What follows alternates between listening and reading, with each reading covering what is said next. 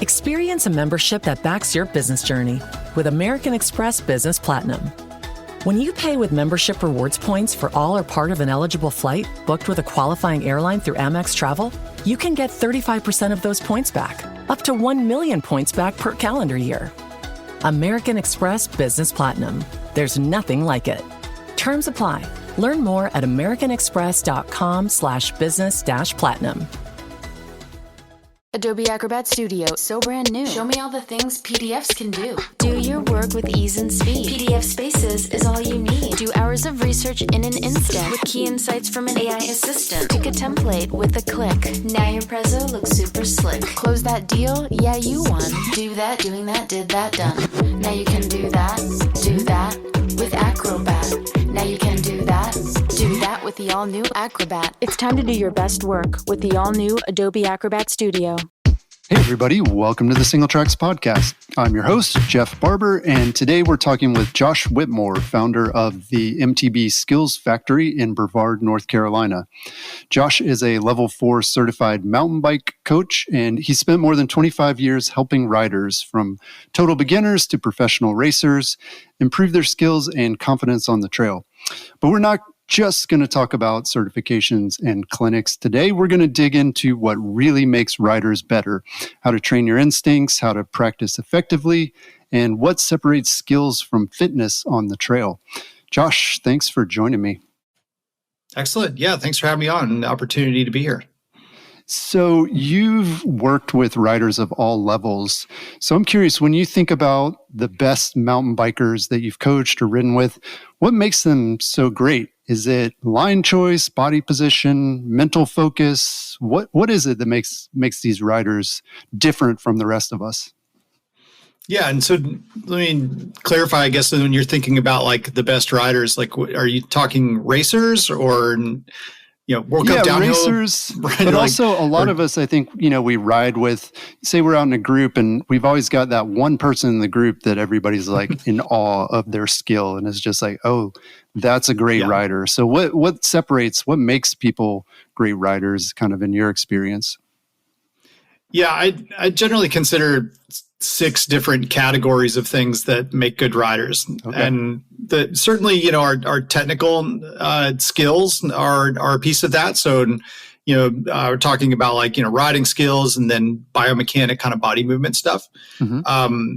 But, we all can recognize that, perhaps there are other things at play too that may also influence our ability to perform, and great riders, will master more of these.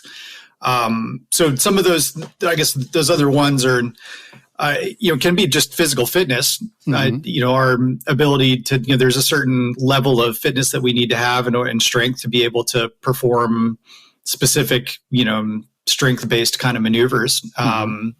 So, that's pretty easy to identify. Another one that's pretty easy to identify is psychological factors. So you think about mindset, resilience, like level of confidence, like, those kinds of things. And you probably recognize that, sometimes like your mental state, can affect your performance ability, right? But some other things that, I think come to mind too are really just stuff like environmental factors. So thinking about the rider's ability to handle different types of terrain or different conditions, being really have a lot of like black loam dirt here in North Carolina. And, mm-hmm. So when I go to like moon dust world and other parts of the country, it's like suddenly I'm not as good of a rider, right? Right. Yeah. It just takes me a little bit of time to, adjust to those conditions. So those kind of things. And, another one could be equipment and the knowledge and ability for setup and, fit and operation of, just the equipment. And that really, I guess, leaves one more, which is a tactical approach. So the best riders are able to have really good strategy with their riding. So, and that could be a skill, kind of blends into skill too. But I think of like tactical strategy as like line choices, braking zones, stuff like that, which could also not necessarily like how to brake, but, tactically kind of where to brake or line choice could be but also like just in general prep for events or for their approach towards riding and how they approach getting better or the process of improvement. So I guess those 6 things are common ones that I would think about that all raise to the surface at some point or another to affect people's ability.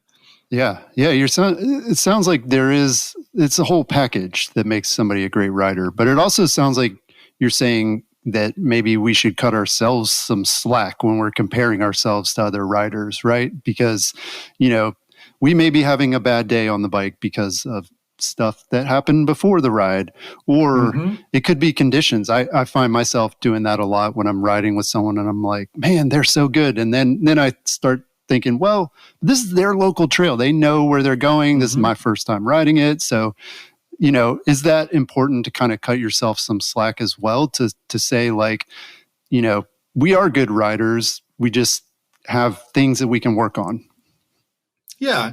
I think that, cut yourself some slack, like having some grace with yourself, being humble and curious is a good approach to all of that. And certainly just kind of paying attention to the things, those different things that, I guess, limit your performance at different times, and trying to understand, what's boiling to the surface right now that is preventing that performance at the moment. But you can imagine, when you're riding really well and really excited about it, and that, all of those things are, kind of in tune and are taken care of at the moment. Yeah. Well, how do you separate that? Like as a rider, separate the difference between maybe a technical limitation where like you just don't have that skill or that fitness versus what is mental or temporary in a situation? Yeah, I think really like self-awareness is a big part of that. I believe a good coach can also sense those things, through working with thousands of people. I feel like I'm pretty intuitive and empathetic about understanding being able to identify what people are feeling and what and how they're performing, and then understanding, if it's more of a mental approach of what, that's like the, I guess, boiling to the surface more at the moment, and then, can customize the lesson towards, working with those factors more than maybe, X, Y, and Z, steps of how to do something. But I think for discovering that yourself, it's really just paying attention to, how you're feeling and what's going on in your head, what voices are talking to you at the moment.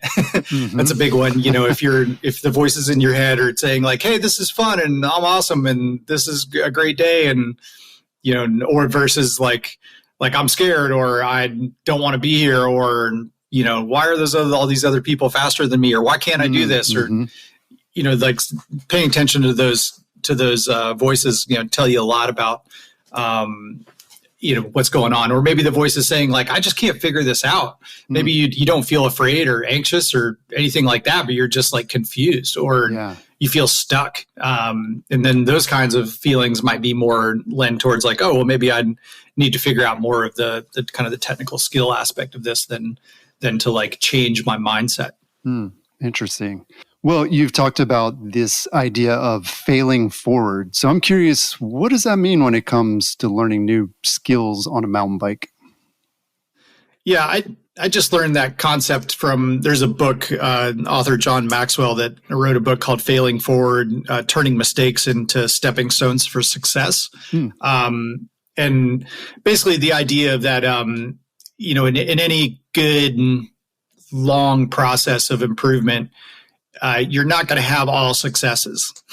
There will be times when it's not that, or it's not going to go well, or you might make a mistake, or you can't just do it automatically. And so, there's a huge process of, I guess, looking at that as an opportunity for improvement rather than letting that defeat you to stop. So, it's like, okay, I want to do whatever maneuver there is, if I just can't do it, or even if I'm dedicated to a process of improving and stepwise, changing, like if I'm finding difficulties or having small little failures, that's not grounds to just quit. It's sort of like, oh, here's an opportunity here to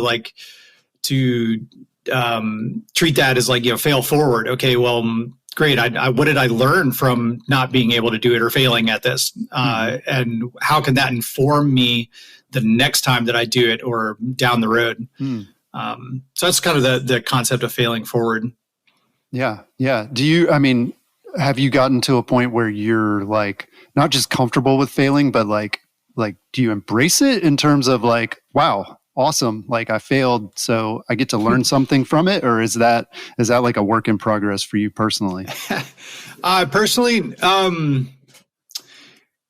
yeah, we need a mix of both. We need positive reinforcement of things that are going well, and we need to celebrate our small successes and be really pumped about that when it happens, and being able to identify those things and not just be focusing on negative. The power of reinforcing what you're doing that's going well leads to, in the science world, it's, exercise, kind of science world, the positive reinforcement is important in our skill development as a rider, and not just focusing on negatives. And so I say there's a mix of both, really, with that. But I guess it's kind of come back like treating the failures as potential opportunities for improvement and thinking of those as positive things that are like, if you're curious about them and can think about how to, what can you learn from them? Right. Yeah. Yeah. And I imagine for most of us, we recognize that and understand it. And though it may not be immediate, like you crash and you're like, yes, I crashed, I learned something, but it comes later, right? Like maybe the next day you're like, okay, I guess that was good that, I had that opportunity to learn something, and it's not going to happen again. So that's a good way to look at it. Yeah. So a lot of us, when it comes to mountain bike skills, we know what to do. We've heard things from instructors, coaches like yourself, or, seen videos on YouTube with tips about, looking ahead, staying low, weighting the pedals.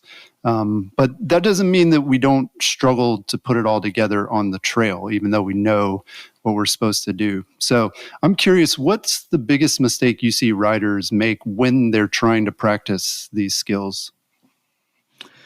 I'd say maybe one of the biggest ones is really just trying to do the complicated thing that they want to do, and just so. And I think that a lot of video how-to content is guilty of this. That that there's a lot of like video content of how to do like these advanced things. That really do a good job actually of like breaking it down into steps. Okay. Here are all the components of like this complicated thing. So then I think what, people try to do then is like, okay, well, I'm going to go try to do this complicated thing. And if I'm going to start into doing it. And if it doesn't work, then I'm just going to start again and try again. As opposed to, how can I develop, if I can't just do those things, how can I develop the skills or the foundation or the more of the elemental pieces of it before I actually put them together into doing this hard, complicated thing. Okay. Yeah. So maybe the answer is not just keep trying to do it over and over again. Maybe the answer is I need to go do something else that teaches me the elemental pieces of this in a different way that is maybe more simple, so that when I come back to try to apply it for this hard, complicated thing, I've already developed some of the fundamental or elemental pieces of it. So an example maybe, so what if, one thing that people are trying to learn all the time, it seems, is how to wheelie. And so there's probably, 3 or 4 things, maybe more, that you need to do to like get up into a proper wheelie and to hold it. And so are you saying like, instead of just trying to, do 1, 2, 3, 4 at once, you need to do 1 by itself and 2 by itself, and then eventually you're able to put it all together? Is that kind of how it works? Yeah, I like that. That analogy is a good one. That we think about like, what are the what are the fundamental or elemental pieces of doing a wheelie, and then how can I break some of those apart into different pieces, and then pull that piece out and work on just that piece, and then get better at that one piece. And when I break it into these smaller things, then I can, it's easier to achieve improvement, and I'm able to focus on kind of one thing. You think about like maybe another example could be cornering in general, that there's a lot that goes into cornering, right? And so if you're trying to concentrate on the 10 different aspects of cornering, then, your ability to focus on any one of those things is kind of goes out the door, right? And so, okay, well, but if I just take one piece of it, let's focus on our lean angle versus the, I don't know, the how supportive the berm is or something, right? Or rotation or whatever it is, then we can kind of pull that out, work on it, and then when we plug it back into the puzzle, everything works better. I guess an analogy I can have of that is like, if you want to upgrade your bike, you can change the tires, and all you've done is improve the tires for the conditions you're going to ride in, but it makes the whole bike ride better when you do it. Right. So it's kind of the same thing when we break apart some of those more complicated things into individual elements, that we can improve those individual elements and put them together. And a lot of times, like they're built on top of each other too, like building blocks. You think about like a pyramid built of blocks, we have to have a strong foundation and base, and then, build that stepwise. So, I can't put the top piece on the pyramid until I have something to put it on. Right. So, right. There's a couple of the ways I think about that. Yeah. That's a good way to put it. So based on this and like with this in mind, do you think should riders be doing these structured drills or practicing skills in a parking lot or a field, or is it better to practice on the trail? I think for most of us, we want you to say that we can just go to the trail and practice this stuff, but what's like the real answer? Yeah, well, I think both of those can work fine. The concept we're working with here in coaching, or you're asking about, is relationship between challenge of terrain and then my ability to execute a skill. So in order to maximize my ability to experiment with new things, I need to turn down the challenge of the terrain to a point where I've got some margin of error, that I've got some ability to try new things. So that might mean that I need to turn the challenge of the terrain all the way down to a flat parking lot or a grass field. Low consequence, like I've removed, a lot of that challenge. And then at that point, I can really concentrate on the movement patterns or acquiring these new things that I'm working on, because I'm not distracted so much on the trail. But, that could also mean, riding a blue trail instead of a black trail, like we're going to do this thing on this blue flow trail instead of that, like black trail. I like that. So it's kind of relative to the skill and what, how much, challenge is coming from the terrain, but in general, we've got to reduce the challenge of the terrain enough to be able to be adjustable to learn new things. Yeah. And it reminds me too of like testing or, kind of like this scientific process of removing a lot of the variables and really like narrowing down on the thing you're trying to do. And sounds like in some cases that means doing it in a parking lot or a field or somewhere. But in other cases, you can do it, but dialing the challenge down to, for me, a green trail, like dialing down to a green and practicing there. I think that makes a lot of sense and sounds more fun too than doing it in a parking lot, which I think a lot of people dread. Agree, right? That should be one of the primary, goals of riding, right? Is more fun. We want to have fun when we're riding, right?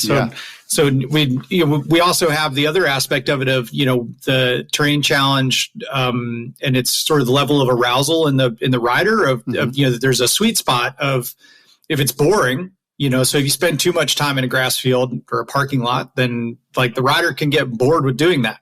Right. Okay. And then their level of being able to learn new things or being invested in their trying to learn new things starts to decrease.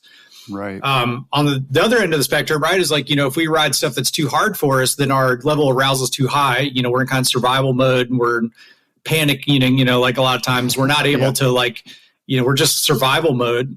So that's too high. So there's a sweet spot in there where we need to be able to have the right level of arousal to be also learn how to do stuff. Now I'd say like, a good coach can be adaptable to understanding, what that level of challenge is for the rider, what's going to be able to read that in the rider, and then understand what kind of terrain is going to match that level of arousal, and then they're dial it down enough for them to be able to like try new things, and be able to sometimes teach in the grass classroom, as we say, but maybe just spend the minimum amount of time we need there before we take it on to trail. There's certainly coaches that will, and programs out there that spend maybe the majority of their time in big open areas and grass fields with kind of mobile props and stuff like that. And that's, I would say, is like, there's pros and cons to that in the way that, and it's very repeatable. So you could take that same setup to a city park in the middle of a big city, or you could go from one location to another if you're kind of in a traveling outfit, and then kind of have a repeatable product.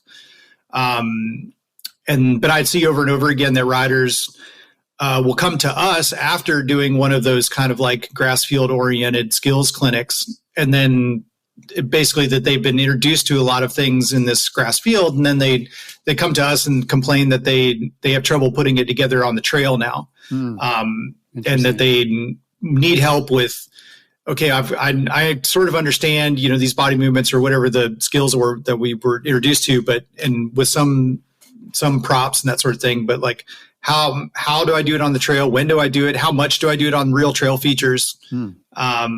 Is kind of a next step that I see a lot of those riders taking. Yeah, interesting. Well, after someone does, a class or a clinic with you or your instructors, how much practice is involved? I imagine, there's homework and there's things you're going to be doing kind of on your own afterwards. So are we talking like an hour a week? Or I imagine too, it depends on how quickly you're trying to progress and what your goals are. But what's your kind of general advice for people in terms of how much time they need to put into skills work? Yeah, I think how much time is really dependent on what their goals are, and then how much time they have. And then, but nobody has time to practice skills, right? If I have time, I want to go ride trails and just have fun. So yeah. What's a number? What's like the minimum? You want a number? Yeah. What's the minimum I have to do? Goodness. That's tough to know. I'd say like weekly in some form or fashion, is fun. And, even on that trail ride, if you have, if you could dedicate a portion of your just fun trail ride, if you're riding on your own, or like a piece of a downhill, even if you're that kind of thing, is like, think a little bit about having some purpose for using the terrain that you are riding. So like maybe, you can zone out and have your fun ride, but then maybe pick a specific downhill or something or a section of trail that or a technical climb or something that you can like, okay, I'm going to focus now on this specific thing. Okay. And yeah, you're right. We do give homework quite a lot. So, specifically from private lessons, we do mostly private lessons, and then we have we do a fair amount of group clinics too, but small group, sort of max of 6 with one coach, and mostly trail oriented kind of group clinics. But from those private lessons, we're able to kind of prescribe the homework, and then also, so hey, when here are the things you need to work on your own next. Or keep, the thing that we did, during our lesson, here's a video of it, like do this thing on your own. And when you feel like you have reached a plateau with it or are bored with it, then come back for new assignments. Okay. Or send us a video of you doing it, and we'll let you know if we've seen improvement. Let you know if you can move on. Okay. Yeah. Yeah. But yeah, I don't know if there's a set number. I know you want a number, but yeah, no, that's fair. I mean, right. Obviously it's going to depend on who you are and where your skills are and what your goals are for sure. But it's more than zero, right? I mean, it's not like you can just go out and like, okay, I've got the knowledge. I went to this clinic or, this private lesson and now I know everything. It's not that. There is time involved that you need to dedicate to that. Yeah, or at least that, we see in every clinic and every private lesson, we see an immediate step up in ability. And, sometimes depending on the rider that, if they're a real advanced rider, like, some of the pro racers that I work with, we're looking for like really tiny little things that they're improving. And that's kind of stressful as a coach because, oftentimes it feels more awkward for them to do something different than it, so you don't want to mess them up. You're like, you're very good already and you don't want to, versus like, let's say more beginner riders, they're just like this dry sponge that needs everything. And then, in the course of a 2 or 3 hour thing, like they can make it a huge improvement in their ability. And it's just that they're capable people or capable athletes, but they just don't know what to do, or they just haven't, it's like you can tell them what to do and then they just do it. And it's like, wow, this feels better than me trying to figure it out on my own, like right away. Right. So I guess, it just kind of depends on the level of rider too. And then how invested you are in it. Like, if you want to ride your bike and don't want to work on skills, like go ride your bike and don't work on skills. Like if that's fun and you are happy with what you're doing, and like I think that's what's amazing about the bike in general is that we can enjoy it on any level we want. Like it doesn't make me a better rider than you or anyone else, or compared to anyone else if I enjoy it a different way than you enjoy it. And I have some people that like love being intentional with their skill acquisition or their fitness acquisition or whatever it is, and get really detail oriented with it. And other people are just like, man, this is like my release. I don't need all that. I just want to go ride my bike. And yeah, it's fine to experience the bike however you like to experience it. As long as long as it's a positive thing for you. So. Right. Yeah. That's super helpful, I think, for a lot of people to know that there are those options and we all have different approaches to it. So, you mentioned working with more advanced riders. I'm curious, what are some subtle habits or characteristics that separate someone who's like a pretty good rider from someone who's really, truly dialed? I think we've talked a little bit about some of these already. I think that, if I had to, kind of like correlate the traits that I see, really good riders have, is that, I think that they, in general, with their mindset, they're pretty resilient, and adaptable and humble. So, they do things like celebrate small wins and improvements, generally kind of a positive mindset. They look for opportunities to improve.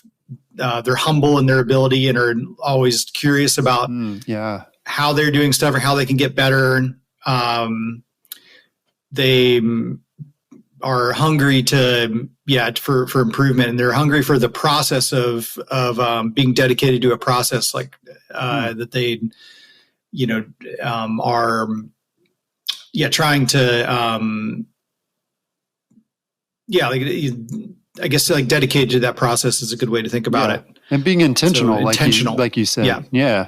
That makes sense. That there are people that are very good riders, and that may be just because they ride a lot and they've kind of picked things up over time, versus maybe if you're more intentional about it, you're going to end up over time, maybe at a different level with that, which is interesting. Yeah, and that really comes back to the why. Like one of the things I like to connect with people with a little bit when I'm working with them is sort of like, why are you doing this? Like, why are you riding a bike? Like, what is your interest in this? And it's, and that can inform, what our goals are and our outcomes and what our process is, right? It's like, that's just kind of coming back to the why, that can help us to understand, okay, well, what kind of a process do we want to, be dedicated to, or not. Yeah. Well, the folks that you work with, is there kind of a wide range of the answer to that question of the why? I mean, are a lot of people there because they want to race and they just want to get faster and get better, or there are also people, I imagine there are also people that just want to get better so they can enjoy biking more. So yeah, what do you see in terms of people's whys? Yeah, we have I'd say a wide range of those whys, like from, hey, I'm just getting started for my first mountain bike rides and I want to take a lesson to learn it right. You think about like, learning skiing or snowboarding or something, like it's pretty universally recognized. You start with the lesson, right? It's like, so they're like, okay, I want to start with the lesson, and then on the other end of the spectrum, I've got pro racers who are, are like, hey man, whatever you got, like I'm trying to get faster. Like, I need 1 second. Or milliseconds, right? Anything like, what do you got, but I'd say that that's kind of a bell curve, on either end of the spectrum. And then, in the middle of that bell curve where we see most of our whys tend to be folks that are, they just feel stuck. So think about, that sort of rider that's been riding for a little while, or maybe even for several years, and they're mostly like all of us did. We we learned how to ride bikes by, you got on a bike and you started riding it, and you just sort of intuitively figured out a lot of stuff. Maybe you got some tips from friends, that kind of thing. But then they've gotten to a point where they at the beginning, they probably saw like an improvement curve in their ability, and they were psyched about that, and they were like, man, I'm getting better. This is awesome. And then their ability level kind of plateaus out. Like they feel kind of stuck in their ability. And I think as humans in general, like innately we enjoy learning and getting better at things. I think that's a common human trait for most people, I think. And so then, if they're starting to get a little bored with their riding, or they are curious about opening up new terrain to them. So, a big one around here in Brevard, right, is like, we had since I started riding in the late 80s, we had Pisgah, right? And Pisgah's old gnarly hiking trails. And then it was in the last, 8 or 9 years or something, there started to be places that had good jumps. And so, all the old Pisgah riders around here were like, oh, how do you ride a jump? It's like they didn't come from BMX or anything like that. And so then, that's a common thing around here is like, riders that have maybe even been riding for 20, 30 years, but are now like, I want to go to the bike park and ride these like bike park specific things. And there's jumps and berms and I just don't know how to do that. So maybe they just want to open up new terrain. So those are some of the whys. And then I also have like riders that just want to keep doing it for health and fitness and enjoyment. Like I have one regular client that's in his late 80s that is just like, he's still learning, and how to be a better mountain biker, and he wants to, be able to be more and enjoy it more and keep doing it. And so, the strategy with him is a lot of like, how can he be efficient with his strength ability and, that he has, and his mobility that he has, and be safe.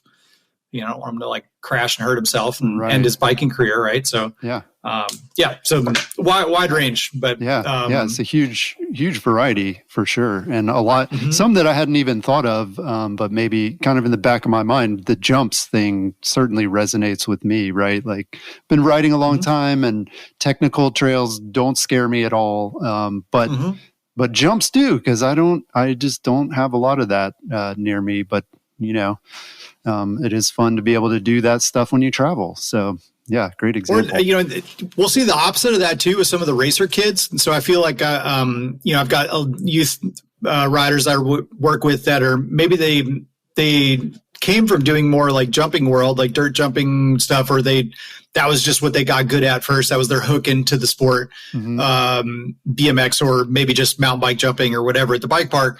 And then now they're getting more into like, let's say enduro racing or downhill racing in general. And then they're coming to us to be like, hey, I haven't spent as much time on the tech stuff, so I need to figure out to be a better rounded racer rather than just being able to throw sick tricks on the jumps. It's like, I need to figure out how to ride this tech stuff. So what do you got? Yeah. So that's another, I see that coming the other direction as well. Yeah, that's great. Well, so a lot of mountain bikers, myself included, tend to think, and we rely a little bit on just pedaling our way out of sketchy situations, or compensating for a lack of skills through fitness. So I'm curious, how do you balance that fitness and skill in your own training, and how should riders prioritize that, or recognize maybe when there's sort of an imbalance between the two? Yeah, I think to a certain extent you can overcome some skill efficiency with strength and fitness. So you can so that is true. We see riders that you kind of like the classic example of like kind of just like muscle through things rather than finesse their way through it. Yeah, like a technical climb. Like if I've got the power, I can just get over a lot of stuff. But maybe there's a better way to do it. Yeah, and we think about for that example, like technical climbing, that that rider that's putting a lot of their kind of muscle into it, you would say like, it's like, maybe they're able to do that feature, but are they able to do the whole trail efficiently? Are they going to like run out of energy? Yeah. Then you got nothing for the descent. I've been guilty of that for sure. Right. Or it's so much of, kind of like we think about in the strength training world, you think about percentage of 1 rep max. You do a lot of prescribing strength training, what weights, as percentage of 1 rep max or percentage of 5 rep max or something. But okay, let's say that like on the trail, like to do that tech climbing feature, it's a max effort for you. Like it's a very high percentage of your 1 rep max. And then, are you going to be able to do 10 of those right in a row? Or are you going to have to stop and rest in between each one? Right.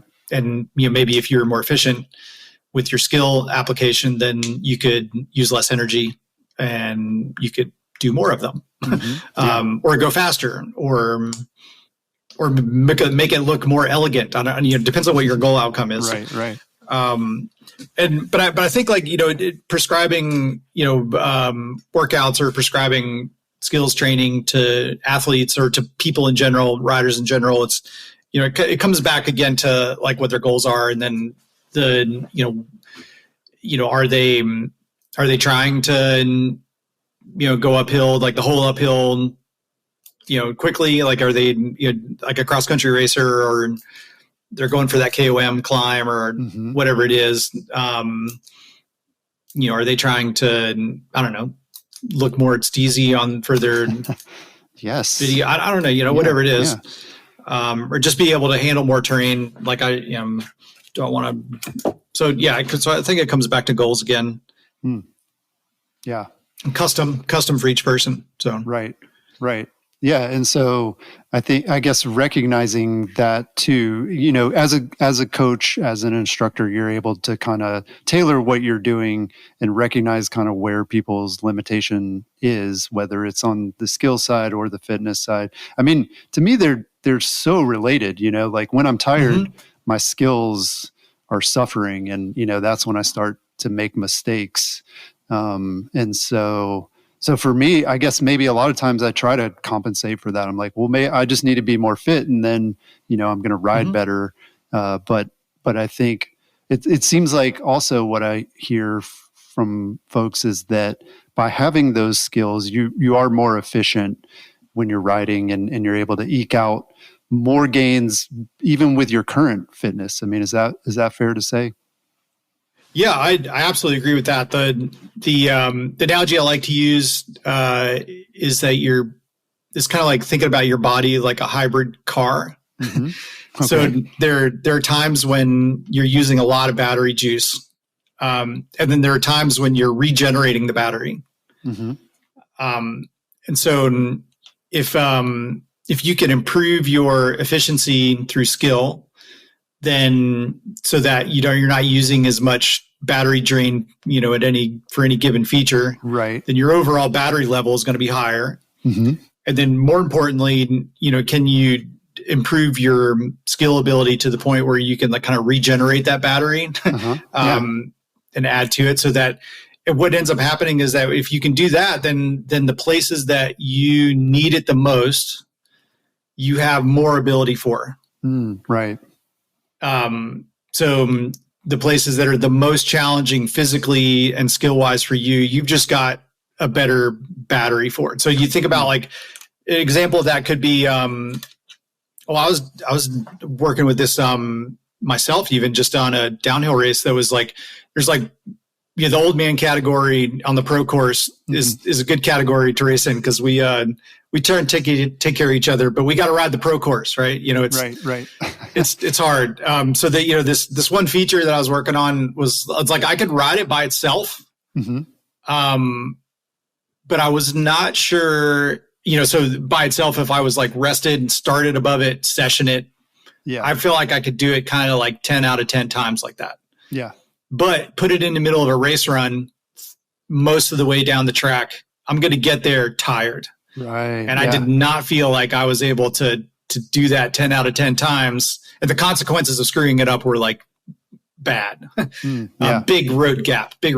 Okay. Yeah. So I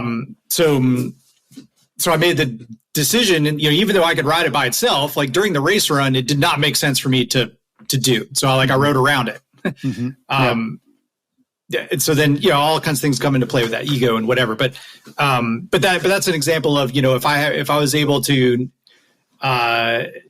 be more efficient or have better skills to be more efficient or save more battery on the way down, then when I got to that feature, maybe I would have the battery quote to be able to do that thing. Right. So that's an example of that. Yeah, that's a great example. So let's talk about flow. And hopefully everybody listening here is a mountain biker and they know what we're talking about when we're talking about flow. But it's that magical feeling when everything just clicks on a ride. And that's the thing we're always looking for. And, we're chasing that. Like I know for me, every single ride, that's why I'm there, is to get to that. So I'm curious from a coach's perspective, what's actually happening when a rider hits that flow state? Yeah, this is fascinating. So my master's degree in outdoor education and sort of psychology of recreation. Most of my focus for my own research and stuff was about flow state.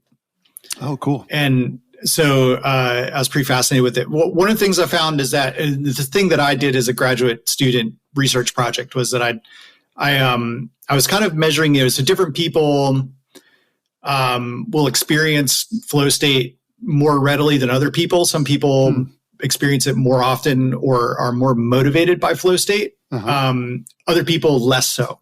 Okay. And then I basically correlated that with activities that are commonly induce flow state. So things, like mountain biking or, those kinds of things where people experience flow state. Could be playing music or whatever it is. And so then I correlated, okay, well, if you're a person that is more motivated or able to achieve flow state more often, are you more likely to participate in that flow inducing activity more often? And the answer was yes. Okay. So, but let's think a little bit about flow state. And the definition of flow state is really like that you have a matching of your skill ability and then the challenge level. Okay. So you think about this exact confluence of that you're challenged in a meaningful way, and that the skill that you have meets that challenge just. Okay. Yeah. And that's like perfect flow state. Okay. Yeah. It's not too challenging and it's not too easy. It's exactly. Okay. And the skill ability that you have to add to it is it matches that. Right. So as a coach, the way we work with that is that is thinking about how people learn in general. And there's this teaching model that's basically starts out with that you're unconsciously incompetent. It's like you're incompetent at what you're trying to do, and you don't even know what you're doing wrong. Okay. Right? So as a coach, we move people from that unconscious incompetence to conscious incompetence. All right. Hey, here's how this thing works, and here's how to do it. but you still can't do it. Mm-hmm. But now you at least understand the steps. Yeah. Yeah. You're of a conscious incompetence. Okay. And then through a lot of practice and, stepwise stuff and all the coach, magic that we put into things, then we lead to a conscious competence, where it's like you can do it, but it is still a very conscious process. You're not necessarily in that flow state yet, where time disappears and you just do the thing without thinking about it in that flow state. Yeah. So that conscious competence might be that like, oh, you have to consciously think, oh, when I see A, B, and C, I got to do X, Y, and Z. But it's still kind of a clunky conscious process. And then through doing that over and over again, it eventually leads to what we call unconscious competence. So a lot of rhyming here, which is basically that means that you're doing it well and you don't have to consciously think about what you're doing. So that's kind of where flow lives, in that it's just happening.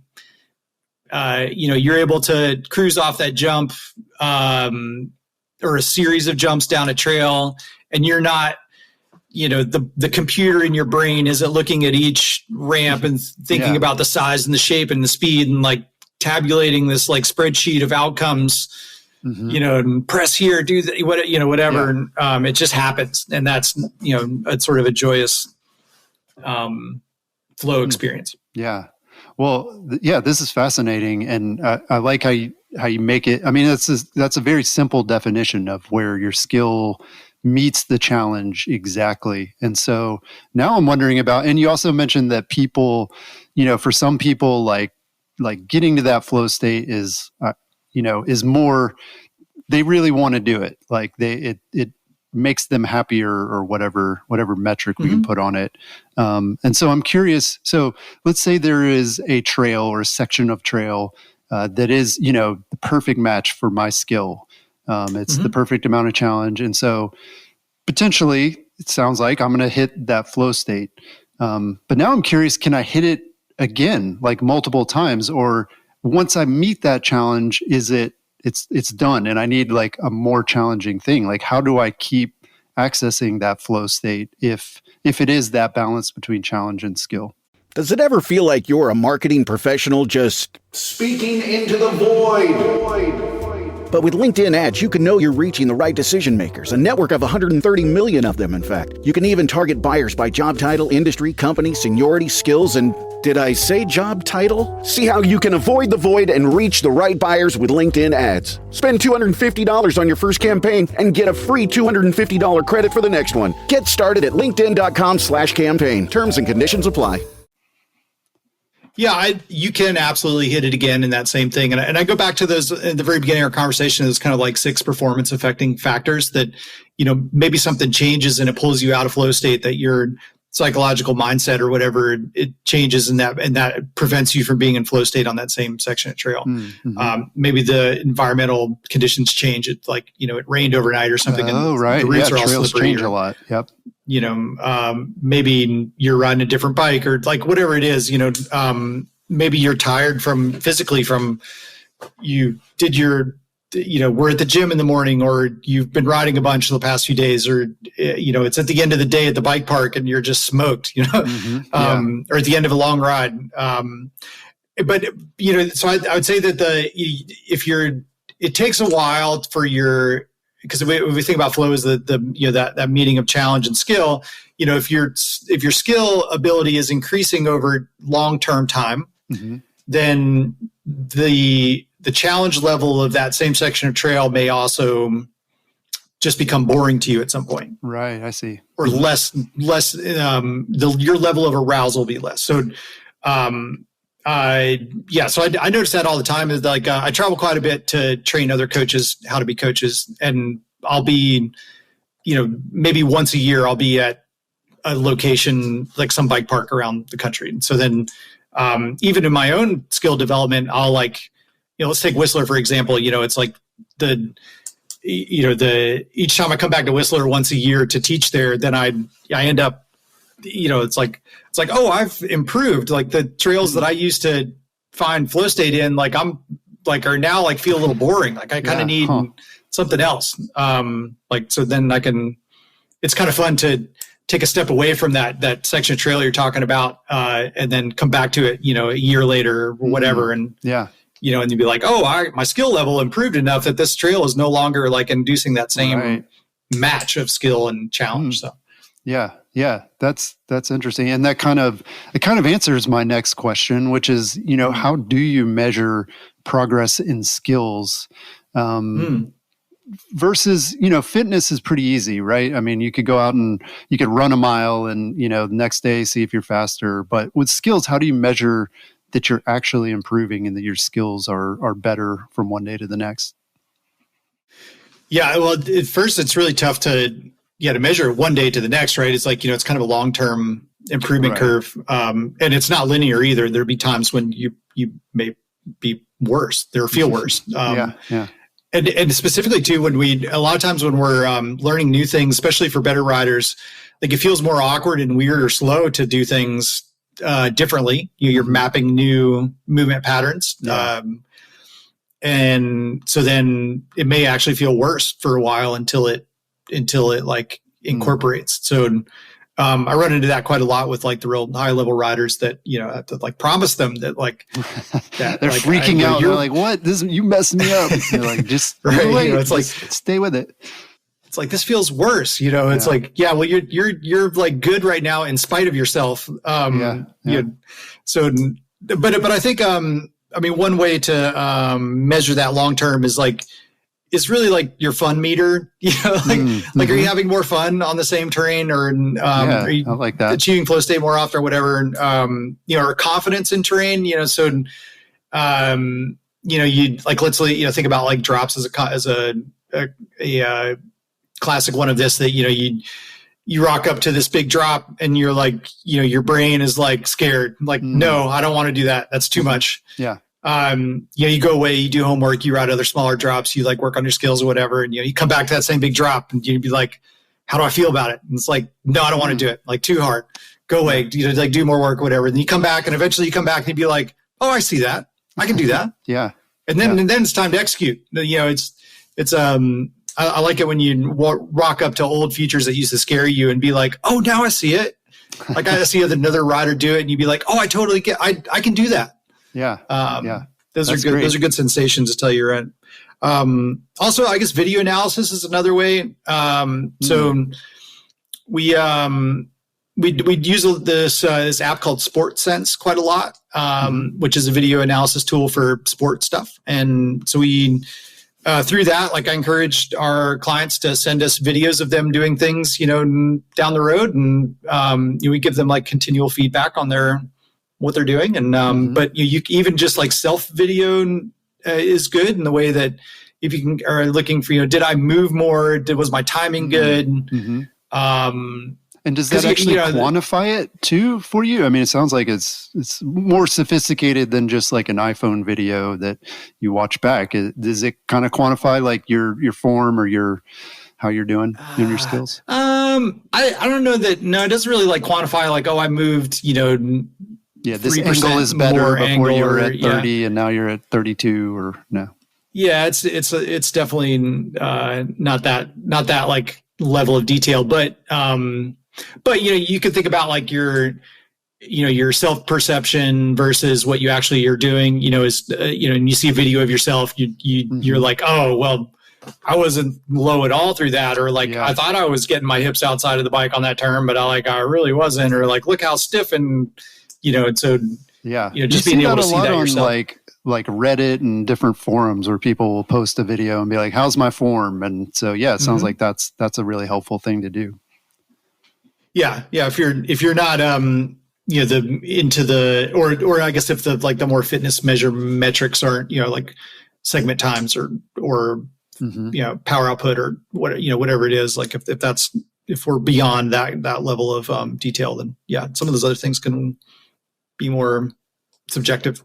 Yeah. Well, and I feel like I should highlight, you kind of gave us like you answered a bonus question there, which I didn't even ask, which is, about, I think a lot of people struggle with fear and, rolling up to a feature and being afraid and being like, well, how do I get over that fear? And I think you answered it without me asking the question, but to say that I mean, you kind of know, like you need those skills. And when you have those skills, you'll know that you're ready. I think when we watch somebody like say a rampage athlete doing a thing and we're just like, oh my gosh, they just must have no fear.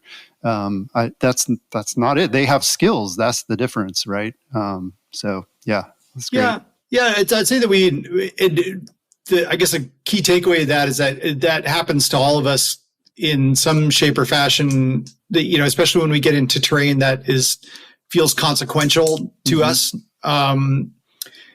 And, let's think about, that real quick, like the rampage athlete, on the kind of jumps that I like jumping and Chief Flow State on jumping like that would not feel consequential to them. Like that's very easy, Yeah. But the kind of stuff that they're riding is like at the edge of their ability. And so they're going to feel fear. Yeah. Right. And I think the mindset thing, and I help riders do this all the time, is to understand that fear is not it's a good thing in the way that it's our brain telling us to be cautious. And fear can be thought about on a continuum of like slightly aroused and maybe a little anxious to all the way up to like debilitating, right? Like fight or flight, like flight kind of thing, right? So you have to kind of like understand where you are on that scale. It's okay to be nervous about stuff. Now, the opportunity for being somewhere in that scale where that's not debilitating is that fear can heighten your ability to focus and to execute. So when I'm riding stuff that's like consequential and it's like getting towards the edge of near the edge of my ability, I'm going to be nervous. Right. But as long as I'm nervous to a level that is a performance enhancer in the way that it allows me to focus and execute and be excellent, then that's a good thing. Okay. If it tips over the balance into that it robs my performance, then that's when we need to like shift to do something else. Can we change that state of mind? Or do we need to say no for the day? So recognizing that's that, I think that's probably always going to be a challenge for people, but it sounds like you can get better at it in terms of like recognizing where you are on that fear progression, just kind of with experience. Yeah. And understanding like, if it's something that's changeable, okay, let's say that you are at a feature that you have the ability to do, you've done the homework, you've ridden things similar to that in the past. Maybe you've ridden that thing before, but for whatever reason, like you're experiencing this kind of fear response at the moment, can you change it? Can you, put yourself in the right environment to change it? Surround yourself with the right people, get the right type of encouragement. Is it the conditions, whatever it is, like, can you talk yourself into it in a way that changes that mindset to I can do this and feel good about it rather than like being a performance robber. So yeah.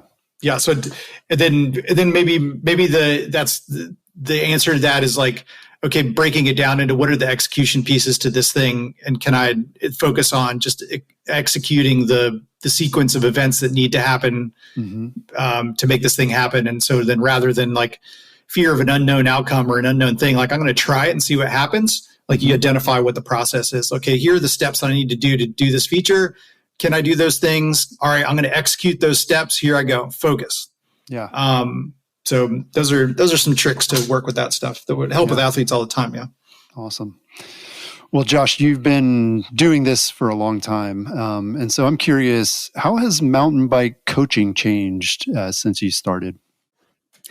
Yeah. Well, I originally started, I guess it would have been in the late 90s. There's a lot of summer camps in this area in Western North Carolina. And so then a lot of those programs started getting mountain bikes in the 90s. And I was like, my undergrad degree was wilderness leadership and experiential education. And we were, so I was working a lot in those kind of like summer camp adventure programs and trying to figure out how to teach bikes to kids in summer camp. And there was nothing that really existed at that point. I actually wrote a curriculum guide for several summer camps of how to teach mountain biking to these kids. And, So we just didn't have the resources. Now going back and reading that now, it's hilarious. I was probably 19 years old and inventing this stuff on my own, and then since then, the mountain bike coaching industry in general is, and it's still an emerging industry, I would say, but certainly has become a profession that you can do. I teach full time year round. There's not a lot of us in the country that can say that they do that full time. Mm-hmm. Doing that, I guess, for about 10 years now. Oh, wow. Full time. And that's, but there's, there is a body of knowledge and an industry standard and, people that are doing it. So it's not as well developed, I guess, as like the ski sports industry or snow sports industry. You think about like ski instruction has been happening like at a professional level for 100 years or more. Yeah. Wow. Mountain biking instruction is not that to there. And so then therefore there's a wide variety of coachability and professionalism out there in the profession. So, certainly I take the mentality that I want to help contribute to the industry to raise, the classic example of raise the tide for everyone. Let's raise the standard of professionalism in the mountain bike coaching world so that we all benefit. The riders, the riding public, understands that it's something that can benefit them and that is worthwhile paying for. And that it's not like some kind of joke or what do you even do? Right. Right. If your friend goes and gets coached by somebody who, maybe doesn't have a background, they're just a good rider, and they, try to help them. And then that friend comes back and is like, I don't think I really learned anything from that, or I don't know that I got better. Then that hurts the next guy. 'Cause then you're like, well, I'm not going to sign up for a skills class. Doesn't sound like that's helpful. Yeah, and I don't want to discount the the hobby coach that's just trying to help and wants to do it out of passion. Mm-hmm. That those are very valuable in the industry as well. That that you can seek information if you're curious about getting better and want to seek information or help. It can happen in any way. It can happen from your well-meaning friends, who may or may not have any coaching training or ability or experience, but they might have good advice, right? And they're going to help you if they want to help, right? And then all the way up to full-time professionals that dedicated their whole lives to to this type of work. Is going to be a different product. Mm-hmm. Yeah. And I'm honest with people. When people ask me, they say, "Oh, how do you do this?" Especially my son, he'll say, "Dad, how do I bunny hop?" And just like, I'm not the person to tell you. I mean, I can do it, but I don't know what I'm doing or why it works or any of that stuff. And so, I try to defer to that, but I'm sure you get all kinds of responses from folks. Yeah. Well, and I think a good coach is humble enough to be able to articulate the types of things that they are comfortable in coaching and the types of things when that they are not. So you think like even like a professional coach that's newer in the industry, may feel more comfortable in their wheelhouse to be able to teach, more beginner to intermediate level riders, but don't feel comfortable in helping that advanced level rider, get their whips farther out, what I'm saying? But the role of that more beginner coach is we need those coaches. We need those, we need them to do a fantastic job of bringing people into the sport, helping them progress. And those coaches may identify more with those beginner riders, and the process that they are in and learning right now. It's a classic thing that professional racers that try to do some coaching, oftentimes just don't identify with the process that the beginner level rider is going through, because they'll be like, "Oh, just do this," and then they can't do that, and then they're stuck. It's like, okay, well, so anyway, there's just to say that there's a variety of levels of experience, but I feel like people can be professional in the industry or be professional with their actions with a variety of experience levels It's all a matter of like, staying in your wheelhouse and, being, honest with what you can do. Yeah. As a coach. Yeah, it seems like there's a huge need, especially at that beginner level, like you're talking about. And, I'm thinking specifically of like high school mountain biking. And I'm sure NICA and these leagues around the country have their own kind of like basic training for adult volunteers and people like that. But yeah, it seems like that's a huge need, is for these riders to be getting the best instruction that they can, and it's not kind of just ad hoc, and, maybe you have a good person that can coach that's involved with your team. Maybe you don't. Seems like that's a real need. Yeah. And I like that those, we think about like, NICA or those high school leagues in general, they do have an element of skills instruction. You have volunteer coaches that are, parents and things that are running those teams, and they're very well intentioned, and a lot of them are really good at what they do. But that's a fantastic like kind of starting point for those kids, right? Is that right? They're getting good structure. There's an organizational structure and curriculum that goes along with that, and so that like volunteer coach is able to learn how to implement a curriculum that is provided to them by, like a more well thought out, organization. So in that kind of realm, like that's being professional in even though, they're like volunteer coaches doing this out of the good of their heart, that they are able to offer a good, product for what their intention is for that. So I would say that, the kind of the minimum sometimes for coaches is that, if you're going to pay someone to teach you something, there's a few like just industry standard prerequisites that you need to ask about right away. And that's, things like, do they have a business entity? Do they have commercial liability insurance? Okay. That's good. Are they allowed, do they have some kind of like agreement, or sometimes permits are needed in order to teach on the land that are the trails that they are in. So for instance, here in like Pisgah National Forest is classic that we have a commercial user agreement with the federal government, U.S. Forest Service, in order to operate commercially in the national forest. And that means that I also have to pay per person, a fee to the to the federal government, and for that privilege of making money in the national forest. But that can look differently for different things, right? I also have to list the, U.S. Forest Service as additionally insured in my commercial insurance policy, which costs money. Right.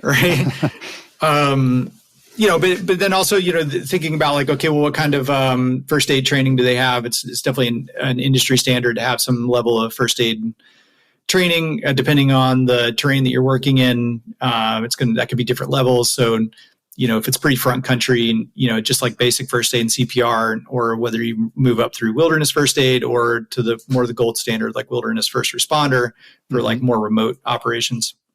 So it's stuff like that, that I'd just ask right away, encourage people to ask right away. Yeah. And then there are levels of certification too for coaches. So can you talk a little bit about that? I know you're level 4 certified now. And so is that like, what are the different levels mean? Like, should people care about that? Like if I'm choosing a coach, what does that mean to me? And sort of how does that work? Yeah, that's a great question. And I want to address that by saying that it is absolutely possible to be a great coach with no certifications. Okay. There are a lot of people out there who have a lot of experience, a lot of results with coaching, who have never taken a certification course. And that's great.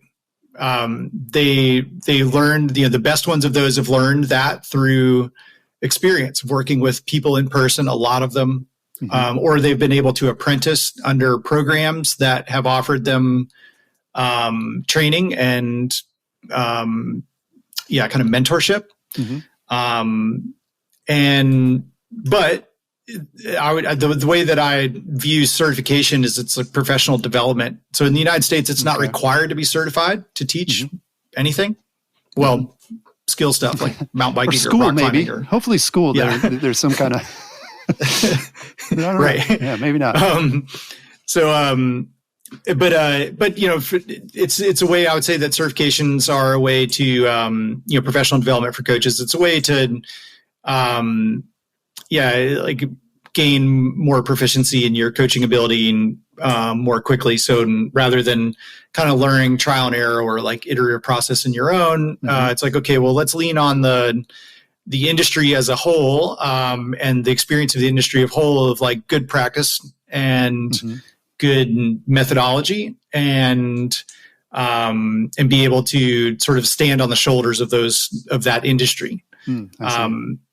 So that's kind of the way I think about certification. Now, the level of certification mostly deals with the kind of scope of practice. So, level 1 certification in general is like working with beginner, intermediate level riders and kind of beginner, intermediate level terrain.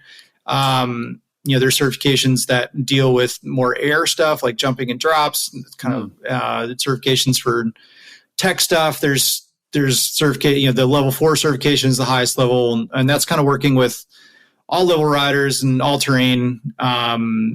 And also like more long-term development of riders. So, so it's like, if you have someone you work with monthly over the period of years, like how do you structure that into a longer term thing?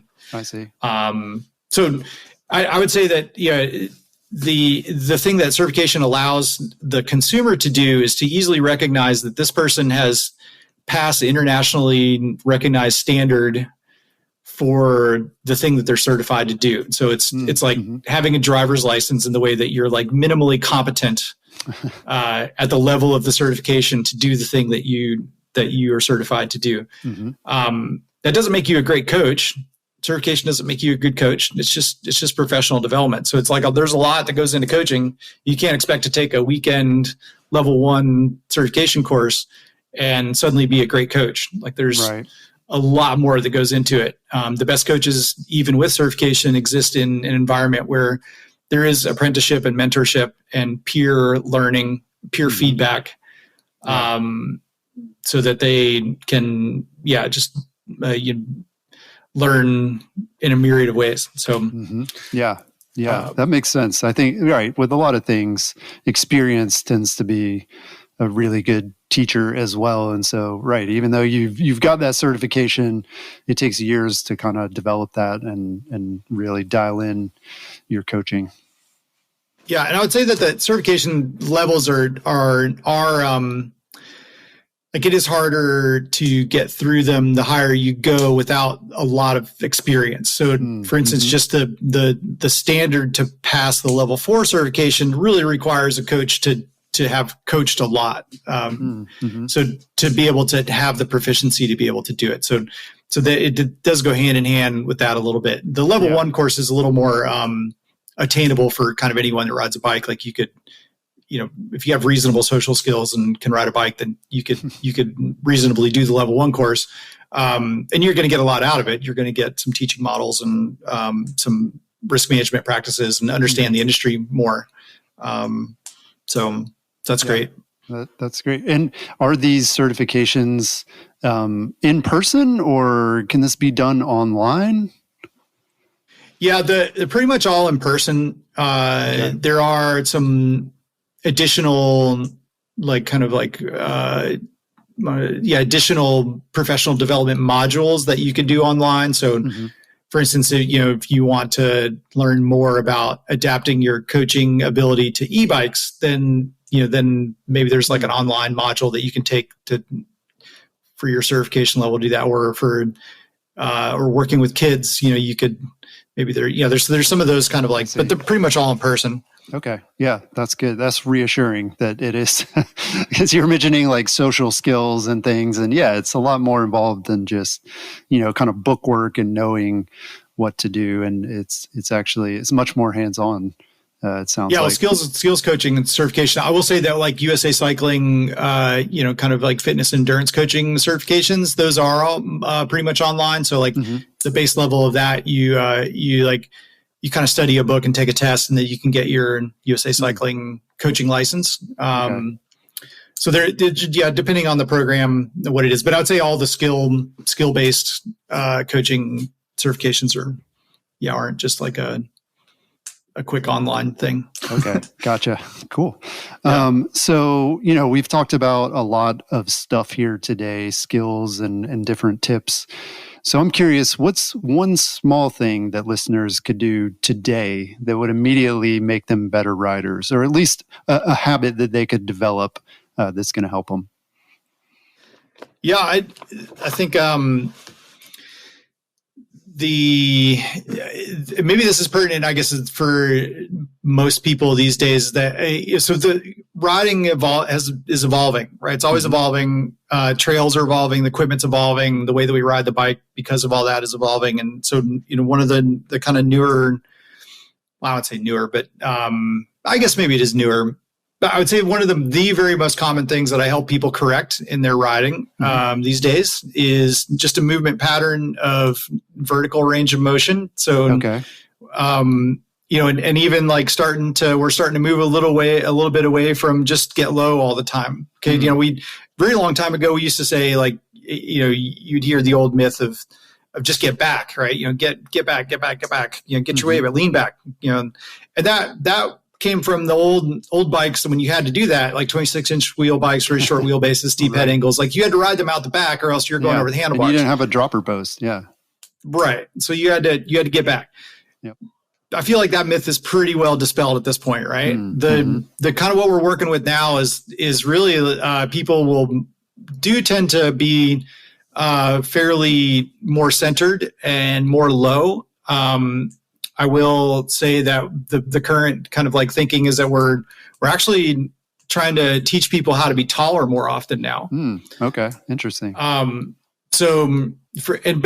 being centered and all that sort of thing. So for instance, like a real beginner rider, we often do kind of teach them the classic, like ready position of, how to get lower. And for everyone's review, like, so you're not getting too far back. It's like, you think about like if you're standing up tall like a giraffe on your pedals, chin over stem, and arms and knees just slightly bent. How do you move to get lower? Well, you think about 3 joints. Think about your elbows, your waist, and your knees. And as you move from being super tall giraffe, start bending your elbows and your waist first, and then bring in your knees later in that range of motion. And think about it like a dial from super tall all the way to touching the bike could be like 100%.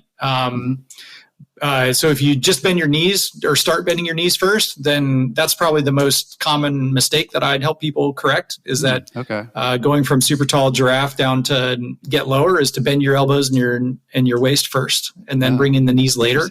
Yeah. And then this idea of kind of high hinge position where you've bent your elbows and your waist, but your knees are still like more straight. Using that position more often rather than a lot of knee bend.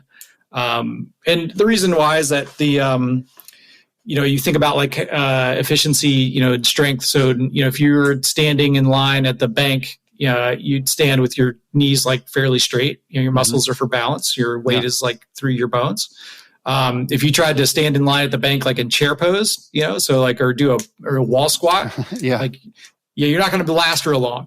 Right. And so back to our body battery kind of thing. It's like, okay, well, the more weight that I'm holding in my muscles in chair pose when I'm on the bike, like that's just sucking battery from me. And I can very quickly get lower with my knees when I need to. But if you look at the best riders in the world, most of them are riding with their knees like fairly straight, like a lot of the time, especially places where they need to be strong. So you also think about like how to strength, so if I put a barbell on your back and with, fairly straight legs, I could stack a lot of weight on that barbell. But if I put you in chair pose and then start stacking weight on that barbell, like you're not going to last real long, or you're not going to be able to hold as much weight. So places where we're like trying to stack forces through our legs into the bike, or the bike is stacking forces, up through us, from compression places on the trail, then like, oh, maybe it makes sense to have like straighter knees so that we can translate those forces more efficiently and strongly, and not just like through my muscles. Yeah, that's great. You just unlocked something for me, because that's, long descents. I'm like, why are my legs so tired? And it's probably because I'm bending my knees too much. You're bending your knees too much. Yeah. And that means that you got to know when to bend your knees and how much to bend your knees. Right. But the default position should be like a taller position, especially with your knees. And then have an intentional approach of like when and how much to bend the knees. Because there's absolutely times when we need to bend the knees. Anytime that you want to, push through your pedals through the bike to like add pressure, to the, to pump something, all sort of thing. Like you gotta like bend your knees in order to wind up that motion, right? To be able to push your feet farther away, so that's and for beginner riders, like we tend to default more towards stability and confidence. And so we try to they mostly just get low, and that helps them feel, like more confident and then, and stable, and we're less worried about efficiency for them. But as riders move up through intermediate and advanced level riding, then I'm often actually just I'm teaching them to be taller more often, and how to use that straighter limbs, and then bend your knees when you need to. Only bend your knees if you need, please. Yeah, kind of thing. All right. Yeah, that's a great one to think about and to practice a little bit. Well, Josh, what's the best way for riders to get in touch with you or to learn more about MTB Skills Factory? Yeah, our website's pretty easy. It's just mtbskillsfactory.com. So we offer private lessons and group clinics. We also do just regular guided rides in this region and shuttle transports. We do youth camps, like day camps, summer camps for kids. And we operate in Western North Carolina. It's sort of like 8 different trail systems from Brevard all the way up to Boone, North Carolina. So, kind of the span of all of Western North Carolina, including, like national forests like Pisgah, but then also bike parks like Canoga and, like that kind of stuff, Beach Mountain, like different places like that. So the website's pretty good. We're pretty active on Instagram too. So we're just MTB Skills Factory on Instagram. There's all the contact infos on there. We're pretty active with that. I'd love to come and see you. And then I also teach the certification courses for mountain bike coaches through what's called the GSMBC, which is the Global Syndicate of Mountain Bike Coaches, which is a newer organization that spun off of the PMBIA, if you follow that world. So through GSMBC, I'll teach those certification courses through levels 1 through 3. And I do that kind of all over the country. So chances are, if you're listening to this podcast, you might see me on the trail somewhere. Cool. Come and see us. Great. Got a lot going on. Well, Josh, this has been awesome. Thanks so much for taking the time to share your insights and experience with us. It's been great. Yeah. Thanks, Jeff. I really enjoyed it. And thanks to you for listening to the Single Tracks podcast. If you enjoyed this episode, make sure to subscribe, rate us wherever you get your podcasts, and share it with a friend who's looking to ride smoother and with more confidence. That's all we've got this week. We'll talk to you again next time. Peace.